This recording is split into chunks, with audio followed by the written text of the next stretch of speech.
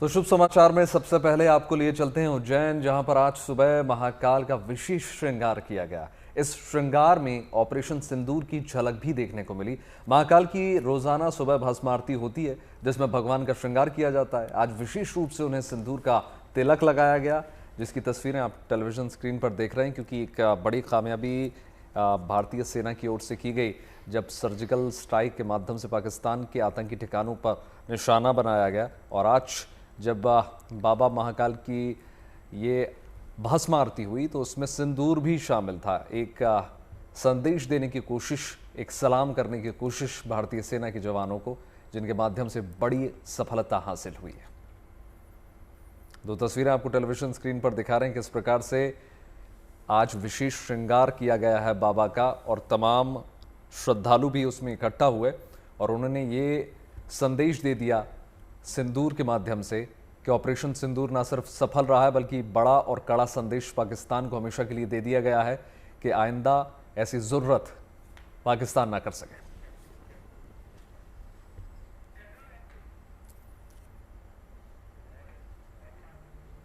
चलिए अब आपको लिए चलते हैं मुंबई के सिद्धिविनायक मंदिर, जहां पर ऑपरेशन सिंदूर की सफलता के बाद भगवान सिद्धिविनायक को धन्यवाद के लिए सुबह पूरे विधि विधान से पूजा की जा रही है। ऑपरेशन सिंदूर के बाद देश भर में जश्न का माहौल है। ऐसे में देशवासी अपने अपने तरीके से भगवान की पूरी श्रद्धा से पूजा अर्चना कर रहे हैं। इसीलिए मुंबई के प्रसिद्ध सिद्धिविनायक मंदिर में विशेष पूजा की जा रही है।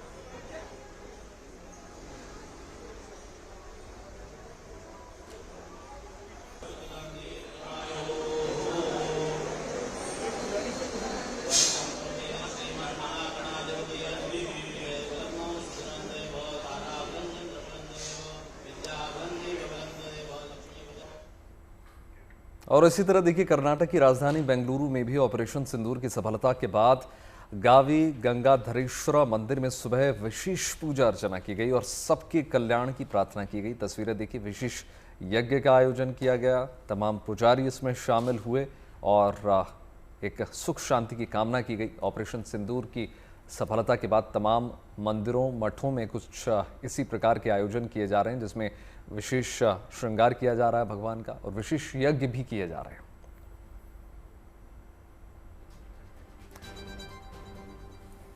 देखिए, विशेष यज्ञ की आपको तस्वीरें दिखा रहे हैं किस प्रकार जम्मू से लेकर दक्षिण तक अगर हम देखें, पूरा हिंदुस्तान न सिर्फ आतिशबाजी के माध्यम से जश्न मना रहा है, बल्कि मंदिरों और मठों में भी विशेष यज्ञ का आयोजन किया जा रहा है। ऑपरेशन सिंदूर की सफलता के बाद संगम नगरी प्रयागराज में स्पेशल गंगा आरती भी की गई। उसकी देखिए कुछ तस्वीरें हम आपको दिखा रहे हैं। गंगा आरती उसी तरीके से हो रही थी, लेकिन साथ ही साथ इसमें देश का तिरंगा भी था, प्रधानमंत्री मोदी की तस्वीर भी थी, सेना के उन जवानों की भी तस्वीर थी जिन्होंने इस ऑपरेशन को कामयाब बनाया। गंगा आरती की तस्वीरें प्रयागराज से हम आपको दिखा रहे हैं। संगम तट पर इस तरीके से विशेष आरती की गई है।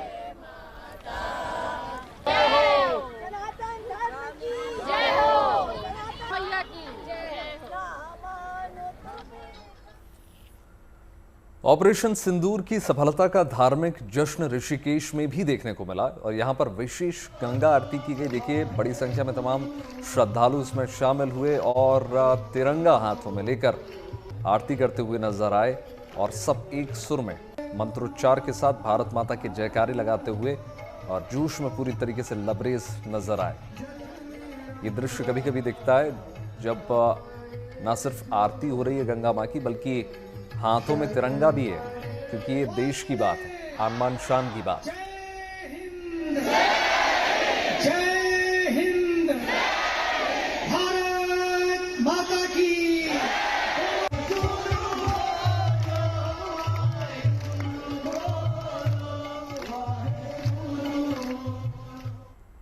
वहीं उड़ीसा की पुरी में सैंड आर्टिस्ट सुदर्शन पटनायक ने भी सैंड आर्ट के जरिए ऑपरेशन सिंदूर को लेकर सैंड आर्ट तैयार किया। देखिए तस्वीर हम आपको दिखा रहे हैं। भारत माता की जय ऑपरेशन सिंदूर की झलक यहां पर नजर आई। पुरी से ये तस्वीर हम आपको दिखा रहे हैं। जस्टिस इज सर्व्ड इस सैंड आर्ट में लिखा गया है।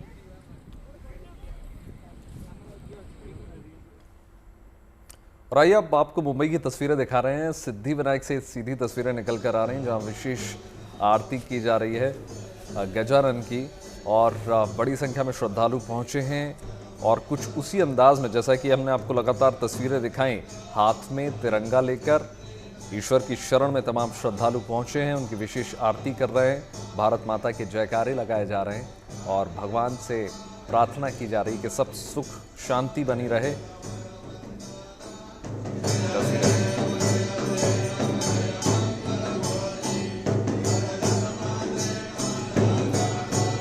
तस्वीरें दिखा रहे हैं आपको सिद्धिविनायक मंदिर से। बड़ी संख्या में तमाम श्रद्धालु वहां पर पहुंचे हैं और विशेष अर्चना की जा रही है।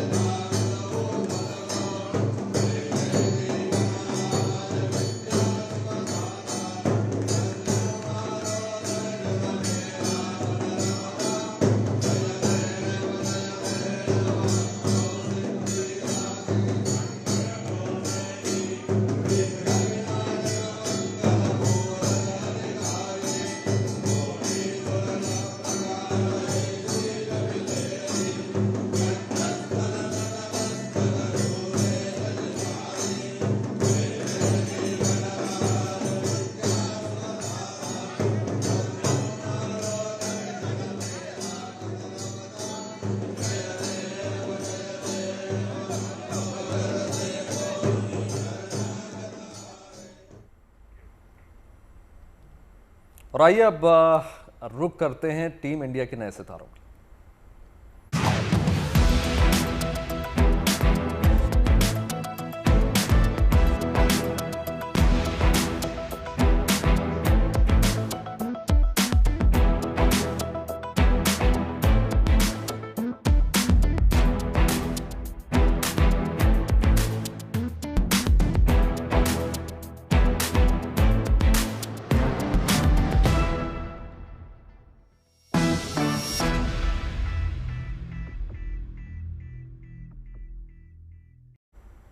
तो देखिए, नया दौर है, नई उमंग है। भारतीय टेस्ट क्रिकेट में नए चैप्टर की अब शुरुआत होने जा रही है। अब नई सोच और नए नेतृत्व का समय आ चुका है, क्योंकि टेस्ट क्रिकेट में 11 साल के शानदार सफर के बाद हिटमैन रोहित शर्मा ने रिटायरमेंट का ऐलान कर दिया है। एक शानदार क्रिकेट उनका करियर के बाद उन्होंने संन्यास ले लिया।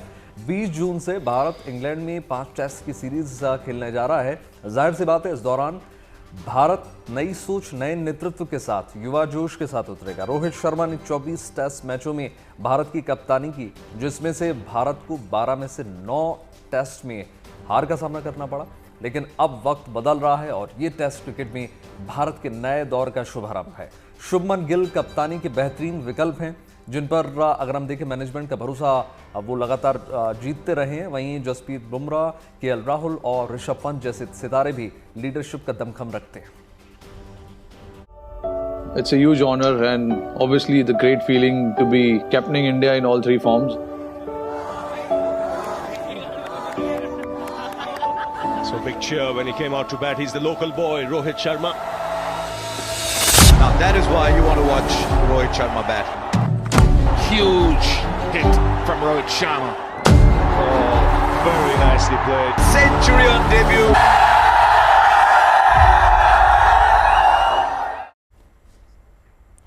देखिए, टीम इंडिया के कैप्टन रोहित शर्मा ने टेस्ट क्रिकेट से संन्यास का ऐलान कर दिया है। बुधवार को उन्होंने इंस्टा पर पोस्ट करके इसकी जानकारी दी।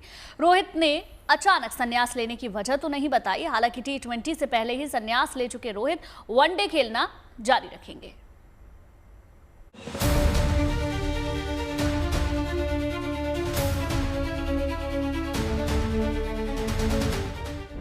भारतीय क्रिकेट टीम के हिटमैन कहे जाने वाले रोहित शर्मा ने टेस्ट क्रिकेट को अलविदा कह दिया है। बड़ी बात यह है कि रोहित ने यह फैसला इंग्लैंड दौरे से ठीक पहले लिया है। इसका मतलब है कि इंग्लैंड दौरे पर भारतीय टीम एक नए कप्तान की अगुवाई में टेस्ट सीरीज खेलेगी। हालांकि T20 से पहले ही संन्यास ले चुके रोहित शर्मा वनडे खेलना जारी रखेंगे। टेस्ट से संन्यास का ऐलान रोहित शर्मा ने अपने इंस्टा अकाउंट पर किया। रोहित शर्मा ने अपने इंस्टाग्राम हैंडल पर लिखा, मैं टेस्ट क्रिकेट से रिटायरमेंट ले रहा हूं। रेड बॉल क्रिकेट में देश का प्रतिनिधित्व करना मेरे लिए गौरव का पल रहा। इतने सालों में मिले प्यार और समर्थन के लिए सभी का शुक्रिया। वनडे फॉर्मेट खेलना जारी रखूंगा। रोहित ने टेस्ट को अचानक अलविदा कह फैंस को चौंका दिया है, क्योंकि रोहित ने हाल ही में ऑस्ट्रेलिया के पूर्व कप्तान माइकल क्लार्क के पॉडकास्ट बियॉन्ड 23 में कप्तानी जारी रखने की बात कही थी। रोहित ने कहा था कि इंग्लैंड में जसप्रीत बुमराह, मोहम्मद शामी और मोहम्मद सिराज के साथ आक्रमण की अगुवाई करने के लिए वो बेहद उत्सुक हैं। माना जा रहा है कि चयनकर्ताओं से बातचीत के बाद उन्होंने इस फॉर्मेट को छोड़ने का फैसला किया। रोहित शर्मा ने 2013 में टेस्ट क्रिकेट में डेब्यू किया था और पहले ही मैच में उन्होंने शतक जड़ा था। 2019 में रोहित टीम इंडिया के ओपनर बने थे और तभी से टीम इंडिया में परमानेंट जगह बनाने में सफल रहे थे। 2022 में विराट कोहली के इस्तीफे के बाद रोहित शर्मा को टीम इंडिया का कप्तान बनाया गया था। रोहित ने कुल मिलाकर 67 टेस्ट मैच खेले। उन्होंने 24 टेस्ट में भारत की कप्तानी की और 12 में जीत हासिल की। रोहित ने बतौर बल्लेबाज 40 से ऊपर के औसत से 4301 रन बनाए हैं। इस दौरान रोहित ने 12 शतक और 18 अर्धशतक लगाए। टेस्ट फॉर्मेट में वो भारत की ओर से सबसे ज्यादा रन बनाने वाले खिलाड़ियों की सूची में 16वें नंबर पर हैं। रोहित ने अपना आखिरी टेस्ट मैच टीम ऑस्ट्रेलिया के खिलाफ पिछले साल मेलबोर्न में खेला था। पिछले कुछ अरसे से जारी खराब फॉर्म की वजह से टेस्ट से उनकी विदाई के कयास तो लग रहे थे, लेकिन आईपीएल के दौरान वो इसका ऐलान कर देंगे, इसका अंदाजा शायद ही किसी को रहा हो। रिटायरमेंट के साथ ही भारत के इस तूफानी सलामी बल्लेबाज के 11 साल के टेस्ट करियर का अंत हो गया। Bureau report, good news today. और तमाम प्रतिक्रियाएं निकलकर सामने आ रही हैं। पूर्व क्रिकेटर मदन लाल ने कहा है कि इस तरह के फैसले लेना आसान नहीं होता, लेकिन अगर रोहित शर्मा ने फैसला लिया है तो कुछ सोच समझकर ही लिया होगा। देखिए, ये जो रिटायरमेंट का डिसीजन होता है वेरी पर्सनल होता है। कई बार बड़ी मुश्किलें भी होती हैं ऐसा डिसीजन लेने में, क्योंकि आप वर्ल्ड के स्टार हैं, आप अप एंड डाउन हो रहे हैं और आप इतने बिजी हैं, तो उससे भी थोड़ा सा आपको ये डिसीजन लेने में थोड़ा सा मुश्किल ज़रूर होती है। पर रोहित, जो हम जानते हैं कि वो डिसीजन ले सकता है, क्योंकि he is been captain for Indian team and he is taken some very very good decision. तो क्या है कि और रोहित ने बहुत एंटरटेनमेंट किया है। रोहित जैसा बैट्समैन मैंने नहीं देखा। अगर इंडियन टीम में कोई ऐसा बैट्समैन था, मेरा फेवरेट, वो रोहित शर्मा ही था। उसके जैसा कट एंड पुल और हुक कोई भी नहीं कर सकता था दुनिया में। तो उसने और भारत को उन्होंने अनगिनत जो है मैचेस भी जिताए हैं, जो कि सबसे बड़ी उनकी कंट्रीब्यूशन रही है। हमेशा रोहित शर्मा याद ही रहेंगे, चाहे क्रिकेट, चाहे वो 50 ओवर का भी छोड़ जाए, 20 का कि टेस्ट का, but he is been a legend. Rohit Sharma के संन्यास पर फैंस के साथ साथ क्रिकेट जगत के सितारे भी उन्हें शुभकामनाएं दे रहे हैं। भारतीय टीम के हेड कोच गौतम गंभीर ने एक्स पर लिखा, एक मास्टर, एक लीडर और एक रत्न है रोहित शर्मा।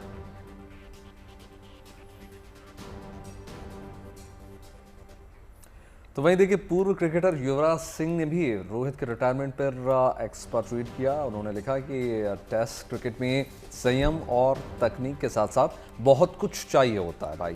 आपने इनमें अपना सब कुछ झोंक दिया और फिर भी इसे सहज बना दिया। एक शांत योद्धा से लेकर शीर्ष पर एक नेतृत्वकर्ता तक सफेद कपड़ों में आपकी यात्रा विशेष रही। आप पर गर्व है। अच्छा खेल।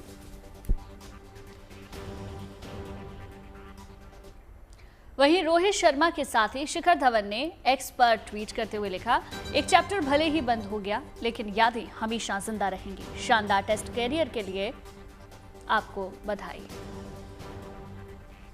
भाई देखिए, भारतीय क्रिकेटर अमित मिश्रा ने भी रोहित के रिटायरमेंट पर कुछ लिखा। उन्होंने कहा है कि देखिए, एक शानदार टेस्ट क्रिकेट करियर के लिए बधाई रोहित शर्मा। आपने पूरे भारत को गर्व कराया है। आपको वनडे फॉर्मेट में आपके सफर के लिए शुभकामनाएं। भगवान का आशीर्वाद आप पर बना रहे। वही भारतीय क्रिकेटर मयंक अग्रवाल ने भी ट्वीट कर लिखा है, पवेलियन से बाहर निकलते समय 22 गज की दूरी पर आपका शांत रहना, ड्रेसिंग रूम में हंसी मजाक और मैदान पर आक्रामक रवैया। मुझे खुशी है कि मैंने आपके साथ ड्रेसिंग रूम शेयर किया है।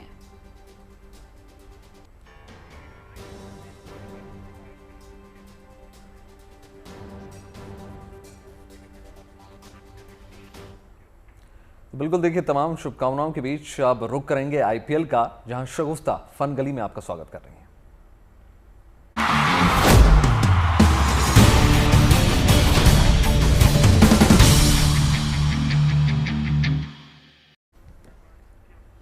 और बात करेंगे आईपीएल के एक्शन और मस्ती धमाल की। देखिए, आपको लिए चलते हैं फन गली में, जहां शगुफ्ता खिलाड़ियों की मौज मस्ती के साथ तो हाजिर हैं ही और तमाम तस्वीरें लेकर आए।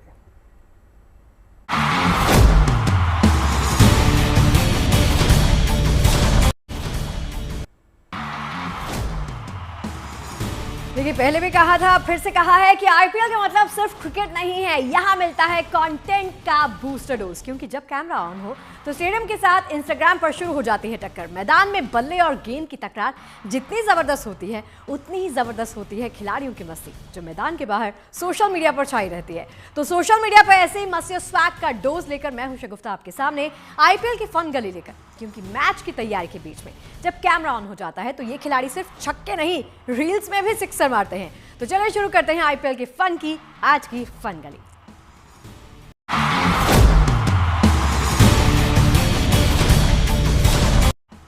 The very handsome Abhishek Sharma. Sunrisers Hyderabad के स्टार बल्लेबाज अभिषेक शर्मा मैदान पर तो धमाल मचाते हैं, मैदान के बाहर भी ऐसा ही जलवा नजर आता है। क्रिकेट का सितारा जब थिरकता है तो फैंस का दिल खुद ब खुद झूमने लगता है।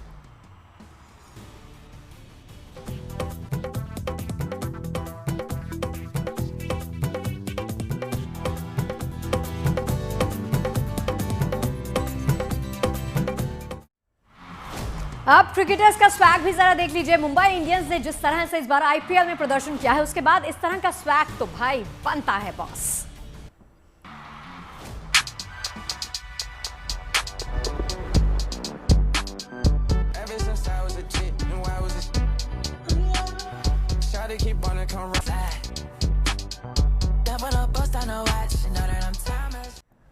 सिर्फ मुंबई इंडियंस नहीं बल्कि कैप्टन हार्दिक पांड्या का स्वैग भी बहुत जबरदस्त है। ऑल ब्लैक लुक में हार्दिक का ये अंदाज, ये स्टाइल सबको पसंद आ रहा है। Man in black walks and how. अब जरा पंजाब किंग्स के सरपंच साहब के डांस स्टेप को देख लीजिए। सरपंच साहब यानी कैप्टन श्रेयस अय्यर, जिनका बल्ला ही नहीं, डांस फ्लोर पर पैर भी जब थिरकते हैं ना, तो देखने वाले भाई देखते रह जाते हैं।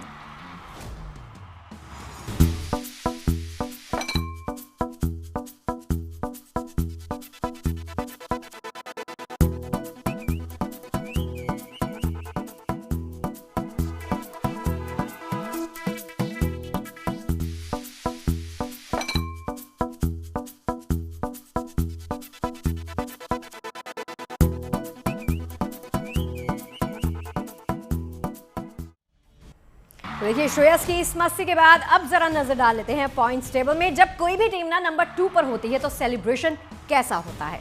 मैदान में जब भी टीम गेम और सेलिब्रेशन के बीच में टीम के 7 नंबर का ये निराला सा अंदाज, ये स्टाइल नजर आता है। देखिए, आईपीएल में आज होगा घमासान। पंजाब किंग्स 11 और दिल्ली कैपिटल्स के बीच में सुपर डुपर हिट मुकाबला होगा। यह मुकाबला धर्मशाला में खेला जाएगा। शाम को 7:30 बजे टक्कर होगी। इस मैच को जीतते ही पंजाब जहां प्लेऑफ में क्वालिफाई कर लेती है, तो वहीं दिल्ली जीती तो उसकी उम्मीदें थोड़ी और बढ़ जाएंगी। ऐसे में दोनों के बीच में कांटे का मुकाबला देखने के लिए मिल सकता है। पंजाब किंग्स और दिल्ली कैपिटल्स के बीच में हेड टू हेड रिकॉर्ड्स की बात की जाए तो इन दोनों का आमना सामना कुल 33 बार हुआ, जिसमें से पंजाब किंग्स ने 17 मुकाबले अपने नाम किए, तो वहीं दिल्ली ने 16 मैच में जीत अपने नाम की।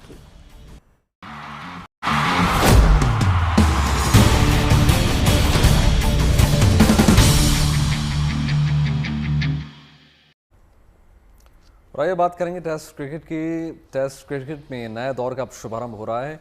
जैसे टेस्ट क्रिकेट का दौर पूरी तरीके से बदल रहा है, उसी तरीके से मौसम भी बदल रहा है। दिल्ली और उसके आसपास के शहरों में मौसम सुहाना बना हुआ है। सुहाने मौसम की एक झलक देखिए।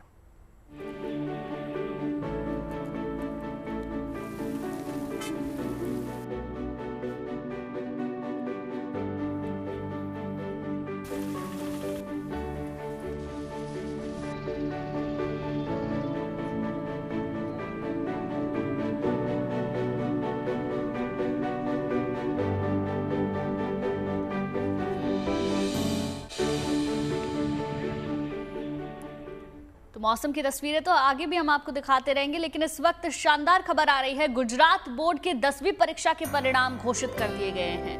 83.08% छात्र छात्राओं ने परीक्षा पास की है।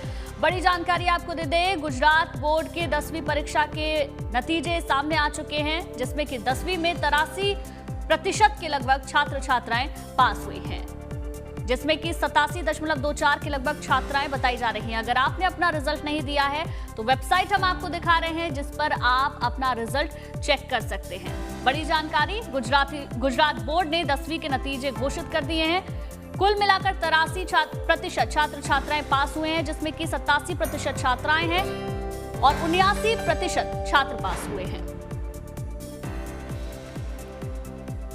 साथ ही आपको बता दें, स्टूडेंट बोर्ड की आधिकारिक वेबसाइट gseb.org पर आप अपना रिजल्ट चेक कर सकते हैं। छात्रों को रिजल्ट देखने के लिए बोर्ड की वेबसाइट पर रोल नंबर, अपनी डेट ऑफ बर्थ और स्कूल का कोड डालना होगा। ये सीधी तस्वीर हम आपको दिखा रहे हैं। आप देख सकते हैं जो छात्र अच्छे अंक से उत्तीर्ण हुए हैं किस तरीके से उत्साहित नजर आ रहे हैं। आज मोहिनी एकादशी है। आज के दिन भगवान विष्णु के मोहिनी अवतार की पूजा की जाती है। आज स्नान दान का भी महत्व है, इसीलिए देश भर में लोग पवित्र नदियों में आस्था की डुबकी लगा रहे हैं। तस्वीरें प्रयागराज से हैं, जहां सुबह से ही स्नान दान और पूजा आराधना के लिए संगम में भक्तों का तांता लग गया है। श्रद्धालुओं ने यहां संगम स्नान किया और पूजा अर्चना की। देखिए, प्रयागराज की तस्वीरें हम आपको दिखा रहे हैं। मोहिनी एकादशी पर किस तरीके से श्रद्धालु घाटों पर पहुंच रहे हैं, गंगा में डुबकी लगा रहे हैं और दान ध्यान कर रहे हैं।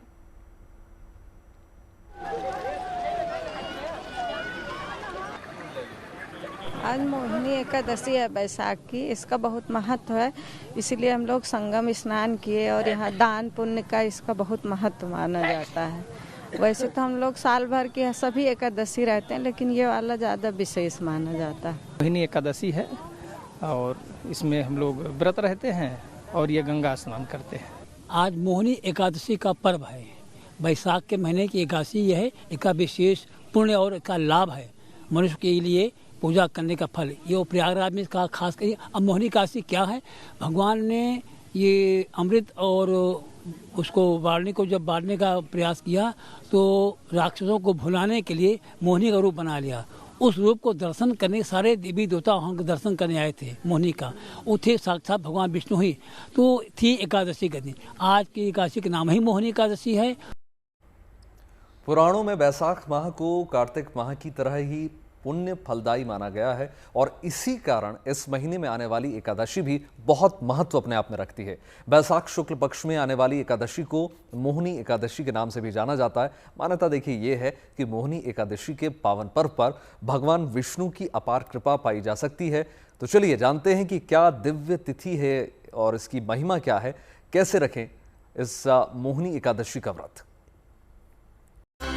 कृष्णा रटे रे कृष्णा मिटे रे, कृष्णा रटे रे कृष्णा मिटे रे, कृष्णा कृष्णा बोल रे, कृष्णा कृष्णा बोल रे। मोहित करने वाला है श्री हरि का मोहिनी स्वरूप। बाधा कटे रे राधा रटे रे, बाधा कटे। पाप से मुक्ति दिलाने वाला है ये परम कल्याणकारी व्रत। मोहिनी एकादशी पर मोह माया से मिलेगी मुक्ति।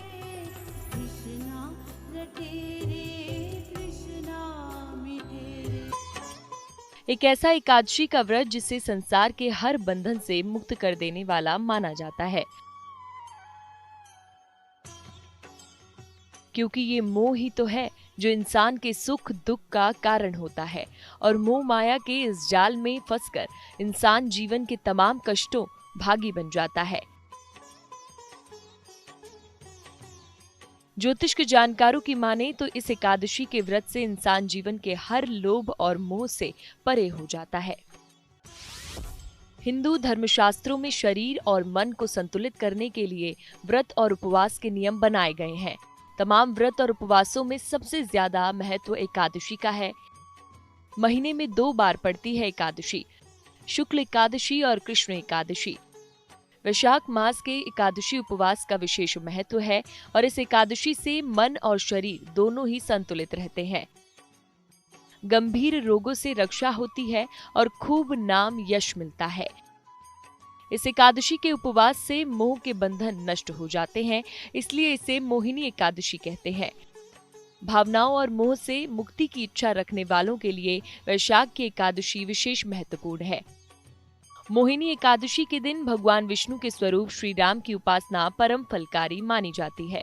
मोहिनी एकादशी के दिन हमें सायं एक दिन पूर्व ही सायंकाल के समय भोजन का त्याग कर देना चाहिए और प्रातः काल ब्रह्म मुहूर्त में उठकर नित्य क्रिया करने के बाद संध्या स्नान पूजन करने के पश्चात भगवान विष्णु की माता लक्ष्मी के साथ ऐसा फोटो या तस्वीर का भगवान का पूजन करें जिसमें पुष्प, गंध, धूप, दीप, नैवेद्य, तांबूल और यज्ञोपवीत इत्यादि का हमको भगवान विष्णु को अर्पण करना चाहिए।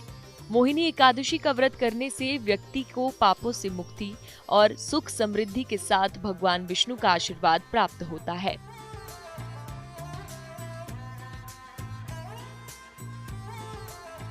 श्री हरि से मनचाहा वरदान पाने के लिए एकादशी का व्रत और पूजन सबसे फलदायी है। मोह किसी भी चीज का हो इंसान को कमजोर ही करता है, इसलिए मोह से छुटकारा पाने की कामना रखने वाले इंसान के लिए बहुत उत्तम है ये एकादशी।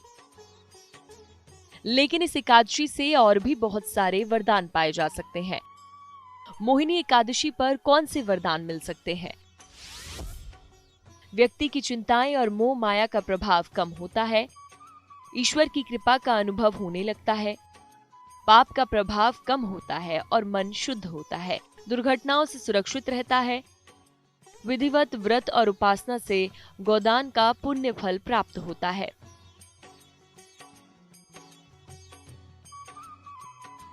लेकिन अगर किसी कारण आप एकादशी का व्रत ना कर पाएं, तो भी आपको एकादशी के व्रत का पुण्य मिल सकता है।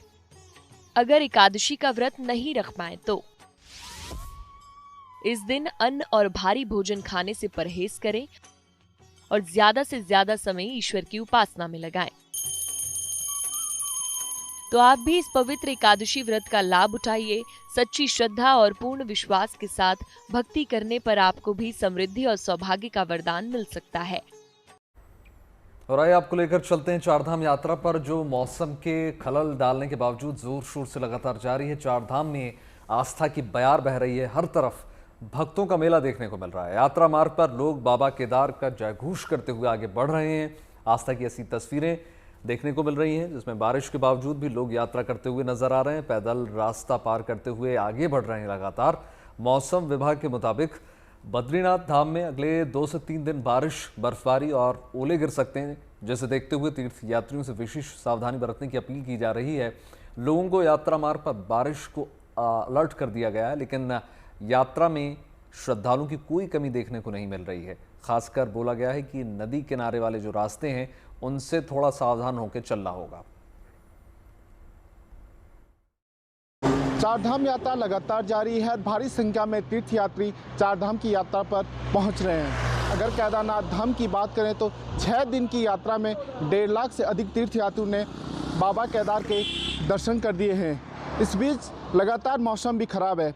पिछले 1 सप्ताह से केदारनाथ धाम में रुक रुक कर बारिश हो रही है, जबकि रात के समय कभी कभार धाम में बर्फबारी भी हो रही है। कह सकते हैं कि केदारनाथ धाम में दिन के समय में तापमान -डिग्री में है। इस समय हम बद्रीनाथ हाईवे पर मौजूद हैं और आप देख सकते हैं जो चारों ओर का मौसम है वह पूरी तरीके से पैक है। ऊंचाई वाले क्षेत्रों के साथ ही जो निचले क्षेत्र हैं यहाँ पे भी लगातार बारिश जारी है। ऐसे में कहीं न कहीं यात्रा प्रभावित हो रही है। फिलहाल पुलिस और प्रशासन ने यात्रियों के लिए एडवाइजरी जारी की है। पुलिस के अनुसार यात्री अत्यधिक बारिश में यात्रा करने से बचें, क्योंकि अत्यधिक बारिश में पैदल मार्ग पर यात्रा करने से दिक्कतें हो सकती हैं। इसके अलावा पुलिस की यात्रियों से यह भी अपील है कि यात्री अपने साथ आवश्यक रूप से रेनकोट, छाता और आवश्यक दवाइयाँ साथ लेके चलें। अगर बात करें यात्रियों की सुरक्षा के लिए तो केदारनाथ धाम सहित केदारनाथ पैदल यात्रा मार्ग पर जगह जगह रेन शेल्टर बनाए गए हैं। इन रेन शेल्टर में यात्री बारिश और ठंड से बच सकते हैं। Praveen Semwal, good news today, Rudraprayag. रूस हर साल दूसरे विश्व युद्ध में नाजी जर्मनी पर सोवियत विजय की सालगिरह मनाता है, जिसके लिए इन दिनों राजधानी मॉस्को में सैन्य परेड का रिहर्सल जारी है। इनमें रूस अपनी सैन्य शक्ति का प्रदर्शन करता है, क्योंकि इस परेड को सालाना कार्यक्रम का दर्जा मिला हुआ है। इसीलिए रूस पूरे साल इस परेड की जोर शोर से तैयारी भी करता आया है। तो चलिए आपको दिखाते हैं इसी भव्य सैन्य परेड के रिहर्सल की शानदार तस्वीरें।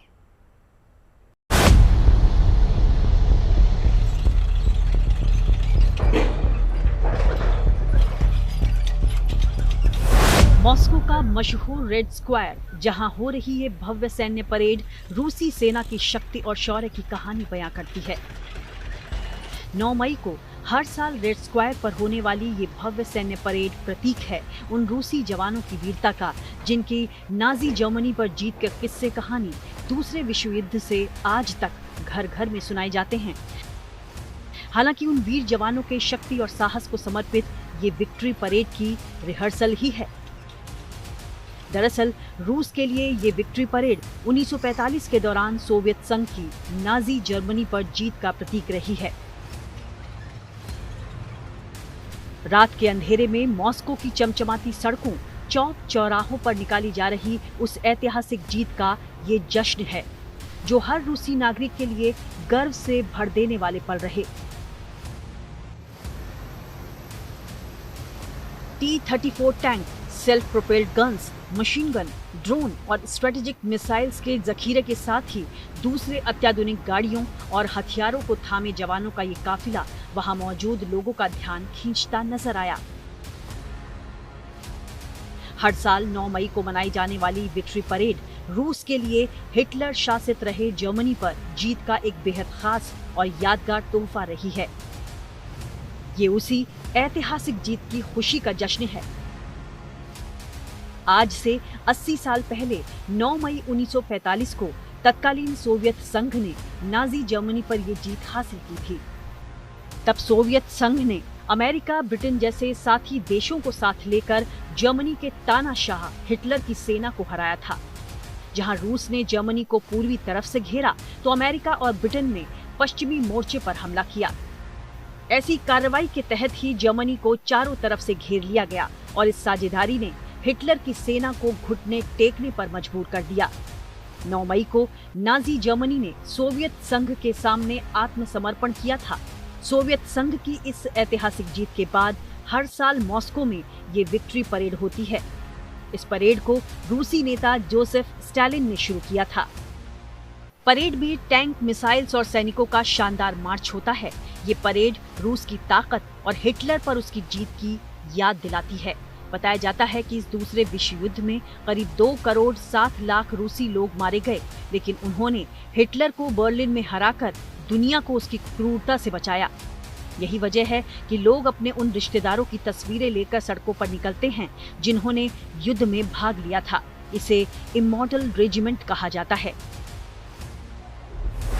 मॉस्को के अलावा ये विक्ट्री परेड रूस के कई शहरों में की जाती है। जाहिर है 9 मई का दिन रूसियों के लिए गर्व और दुख दोनों का है, क्योंकि जहां उन्होंने दूसरे विश्व युद्ध में अपनों को हमेशा के लिए खोया, तो वहीं इस ऐतिहासिक जीत का गौरव भी हासिल किया। Bureau report, good news today. उम्मीद करते हैं शुभ समाचार में आपके दिन की शुरुआत अच्छी खबरों के साथ हुई होगी। बिल्कुल, देश और दुनिया की तमाम पॉजिटिव खबरों के लिए जुड़े रहिए गुड न्यूज टुडे के साथ। हमें दीजिए इजाजत। नमस्कार।